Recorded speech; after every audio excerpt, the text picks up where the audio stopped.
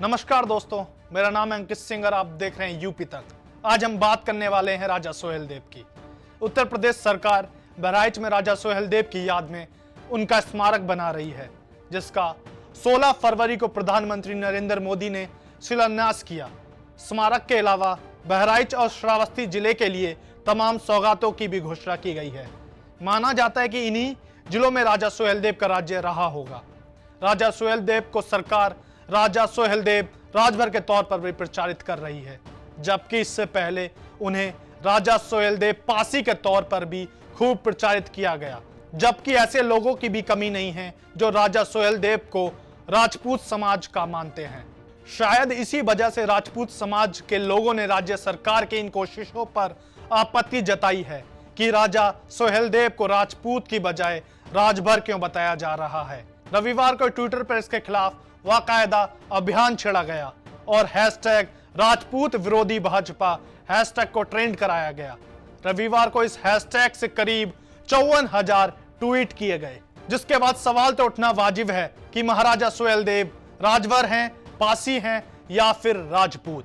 जब इस बारे में हमने इतिहासकार से पूछा तो सुनिए उन्होंने क्या कहा। जो अवध का ये हिस्सा था, ये आपको रफली last of the 11th century तक, दैट इज 1093 तक जो था, this was being dominated by the today so called backward classes like Pasis, like Maurya, like Kurmis and this इन लोगों से डोमिनेट था।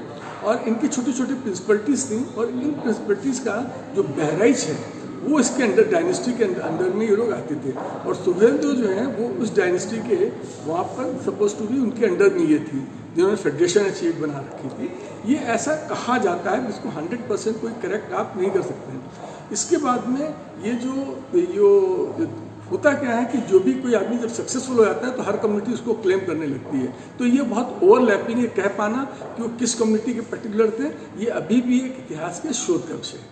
तो चलिए अब बात कर लेते हैं कि महाराजा सोहेलदेव थे कौन। इतिहास के पन्नों को खंगालने पर पता चलता है कि महाराजा सोहेलदेव 11वीं सदी के श्रावस्ती के सम्राट थे, जिन्हें एक महान योद्धा के तौर पर जाना जाता है। महमूद गजनवी ने जब हिंदुस्तान पर आक्रमण किया और उसके अलग अलग सेनाएं हिंदुस्तान में घुसने लगीं, तब श्रावस्ती की कमान महाराजा सोहेलदेव के हाथ में थी।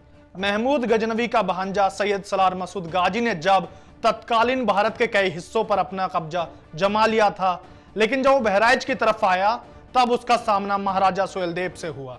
बहराइच में हुई इस जंग में महाराजा सोहेलदेव ने गजनवी के भांजे को धूल चटा दी। महाराजा सोहेलदेव की अगुवाई में उनकी सेना ने सैयद सलार मसूद गाजी का खात्मा किया और पूरी टोली को ही मिट्टी में मिला दिया।